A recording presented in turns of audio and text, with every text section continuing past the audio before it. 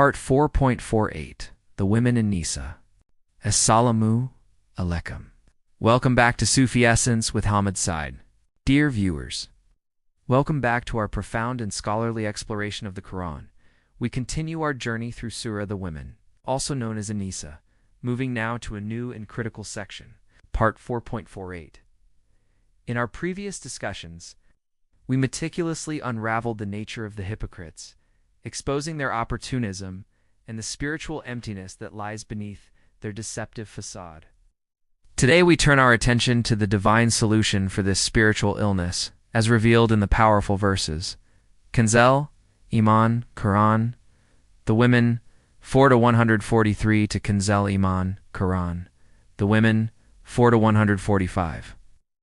These verses offer a clear path for the sincere believer, outlining the characteristics of a weak and wavering heart and contrasting it with the strength and conviction of true faith. We will delve into the context of their revelation, gain a Sufi understanding of their spiritual depth, and draw on the illuminating commentary of Ziya ul-Quran, all while grounding our insights in the wisdom of the Prophet, peace be upon him, through authentic Hadith. Our aim is to not just understand these verses, but to internalize their profound message, using them as a guide to secure our own hearts from the dangers of spiritual inconsistency. Kanzul Iman, Quran, the Women. 4-143. They waver between belief and disbelief, neither with these nor with those. And whomever Allah lets stray, you will not find a way for him. Kanzul Iman, Quran, the Women. 4-144. O believers, do not take the disbelievers as close allies to the exclusion of the believers. Do you wish to give Allah a clear proof against you? Kanzul Iman, Quran, the Women, 4-145. Indeed, the hypocrites will be in the lowest level of hell, and you will not find a helper for them. These three verses offer a devastating spiritual portrait of the hypocrite and a stern warning to the sincere believer. The first verse describes the core spiritual ailment of the hypocrite, a state of constant wavering, a lack of firm conviction that leaves them with no true identity. The second verse then provides a clear command to the believers. It's telling them to avoid the same fate by not forming close alliances with the disbelievers. The final verse delivers the ultimate divine verdict, revealing the terrifying punishment reserved for the hypocrites in the afterlife. Together they serve as a powerful conclusion to the Quran's comprehensive warning against hypocrisy and a strong reminder of the importance of spiritual integrity and unwavering loyalty to Allah. Context of revelation. The historical context of these verses continues to be the challenging environment of Medina, where the Muslim community was navigating the treacherous landscape of internal and external threats. The hypocrites, as we have discussed, were a source of great spiritual and political instability. Their duplicitous behavior, outwardly professing Islam, while secretly plotting with the enemies of Islam, posed a significant threat to the believers. These verses were revealed to expose their true nature and to provide the sincere believers with a clear and unambiguous path forward. Verse 4-143, which describes the hypocrites' wavering state, was a direct response to their indecisive and opportunistic behavior. They were in a state of constant spiritual limbo, unsure of where their loyalty lay. They did not have the courage to fully commit to Islam, nor did they have the conviction to openly reject it. They were spiritually and politically adrift, as the verse so eloquently states, neither with these nor with those. This wavering was not a sign of intellectual struggle, but of a corrupted heart driven by worldly fear and greed. The verse concludes with a grim prognosis, and whomever Allah lets stray, you will not find a way for him. This means that their state of spiritual confusion was a result of their own actions, and once they chose this path of insincerity, Allah left them to their own devices, making it nearly impossible for them to find their way back to the straight path. The warning in verse 4-144 was a direct and necessary command for the believers. The hypocrites had created a confusing social environment. Some sincere believers may have been tempted to form alliances with the disbelievers for political or social gain, believing it to be a form of diplomacy. This verse put an end to that ambiguity. It was a clear and firm instruction to not take the disbelievers as close allies to the exclusion of the believers. The phrase "to the exclusion of the believers" is a key part of the command. It is not a blanket prohibition on all interactions, but a warning against forming deep, intimate alliances where one's loyalty and trust are placed in those who reject the truth. The rhetorical question, do you wish to give Allah a clear proof against you? It's a powerful reminder that such alliances are a betrayal of faith and a clear act of rebellion against Allah's command, for which there will be an accounting. Finally, verse 4 to 145 delivers the divine judgment. It reveals the ultimate consequence of this spiritual duplicity. The hypocrites, who sought to deceive and manipulate in this life, will face a terrible reality in the next. The phrase lowest level of hell indicates the severity of their punishment, which is even worse than that of the open disbelievers. This is because their deception was not only a rejection of Allah, but also a betrayal of the believers. They were a hidden enemy, and their punishment will be commensurate with their crime. The finality of the verse, "and you will not find a helper for them," leaves no room for hope or intercession. Their fate is sealed, a powerful lesson for all who would be tempted by the path of insincerity. Sufi perspective. From a Sufi perspective, these verses speak directly to the core struggle of the spiritual seeker. The state of being neither with these nor with those is the very spiritual malady that the Sufi seeks to heal. It is a state of spiritual fragmentation, where the heart is torn between the love of the world and the love of Allah. The Sufi understands that true spiritual strength comes from a heart that is completely unified and devoted to Allah alone. The wavering described in the verse is a sign of a weak spiritual foundation, a heart that has not yet found its center in the divine. The Sufi path is one of spiritual consolidation, of gathering all one's intentions, desires, and loyalties into a single point of focus: Allah. A fragmented heart is a weak heart, and it is easily led astray. The verse is a powerful call for inner spiritual unity and sincerity. Verse 4 to 144, on avoiding close alliances with disbelievers, is also a key principle for the Sufi. The Sufi understands that the company one keeps has a profound impact on one's spiritual state. The heart is like a mirror, and it reflects the spiritual state of those around it.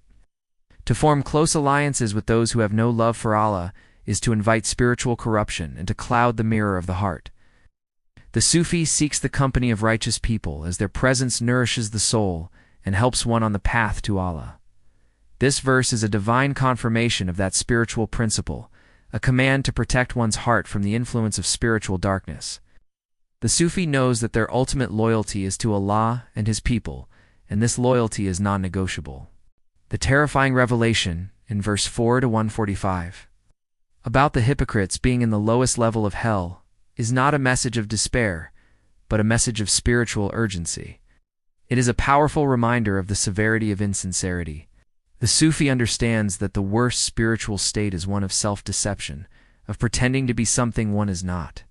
The hypocrite, in their attempt to deceive others and Allah, has ultimately deceived only themselves. The punishment is a direct consequence of this spiritual disease.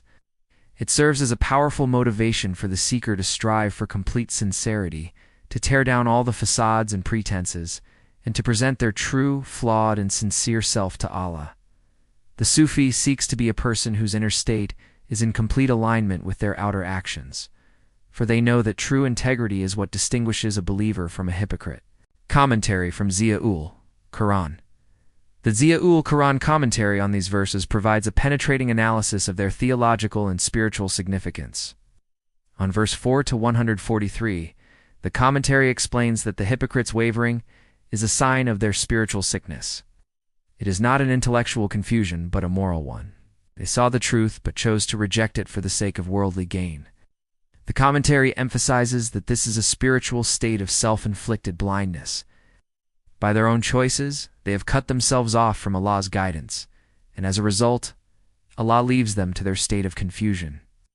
The phrase, "whomever Allah lets stray," is explained as a consequence of their actions, not an arbitrary act of divine will. The commentary notes that this is one of the most damning descriptions in the Quran, as it shows that the hypocrite's state is not one of temporary misguidance, but of a permanent spiritual exile.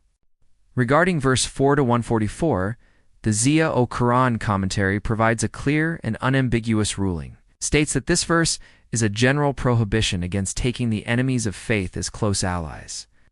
The commentary explains that such alliances are a form of giving power and trust to those who would ultimately seek to harm the believers.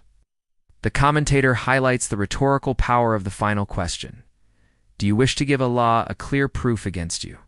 Explaining that it is a powerful way of showing the foolishness of such an action. The commentary notes that this verse serves as a litmus test for a believer's loyalty. A true believer will always prioritize their loyalty to Allah and their fellow believers over any worldly gain that might come from an alliance with the enemies of faith. On verse 4 to 145, the Ziyaj al-Quran commentary provides a harrowing description of the hypocrite's ultimate fate. The phrase lowest level of hell is explained as a punishment that is worse than that of the open disbelievers, because the hypocrite's sin was not just disbelief, but also betrayal and treachery. The commentary notes that they were a more dangerous enemy than the open disbelievers, as they operated from within the Muslim community. Their punishment will reflect the heinous nature of their crime. The final phrase, "and you will not find a helper for them," is explained as the complete and utter abandonment of the hypocrites. They will be left to their fate with no one to intercede on their behalf. The commentary concludes that these verses serve as a profound warning to all who would be tempted by insincerity and a powerful reminder that true honor and salvation lie only in complete and unwavering loyalty to Allah. Hadith with reference, the Prophet, peace be upon him, taught extensively on the importance of sincerity and the dangers of a wavering heart, providing a perfect framework for understanding these verses. A hadith from Sunan at-Tirmidhi, hadith number 2516, beautifully complements the message of verse 4 to 143. The Prophet, peace be upon him, taught, "The heart of the believer is between two of the fingers of the Most Merciful, turning it as he wills." This hadith highlights the constant need for a believer to seek Allah's steadfastness. It shows that even a believer's heart is not entirely stable, and that they must constantly turn to Allah for guidance and support. This is the opposite of the hypocrite's state of wavering, which is a result of their own spiritual neglect. The hadith serves as a powerful reminder to the believer to always pray for a steadfast heart and to avoid the state of spiritual confusion that the hypocrites were in. Additionally, a hadith from Sahih al-Bukhari, hadith number 2645, provides a poignant commentary on the consequences of allying with disbelievers. The Prophet, peace be upon him, taught, "Do not take anyone as a friend who is not from your people, for your companion will show you the way. The likeness of a good companion is like that of a musk seller, and the likeness of a bad companion is like that of a blacksmith." This hadith reinforces the Quranic warning against taking the disbelievers as close allies. The Prophet's teaching is a powerful reminder that one's company has a profound impact on one's character and spiritual state. To ally with those who do not have a sincere heart is to expose oneself to spiritual corruption, just as a blacksmith's company can expose one to foul smells. The hadith serves as a practical application of the Quranic command, showing that one's social choices are not just social, but are spiritual acts that have consequences in this life and the next. May Allah's blessings be upon you. May He grant you and your team success in spreading this profound knowledge to the world. May this work be a source of immense reward for you and a guiding light for all who seek truth. May He grant you steadfastness in your faith and make your channel a means of spiritual elevation for countless souls. May you always be under the special gaze of Allah's mercy and grace.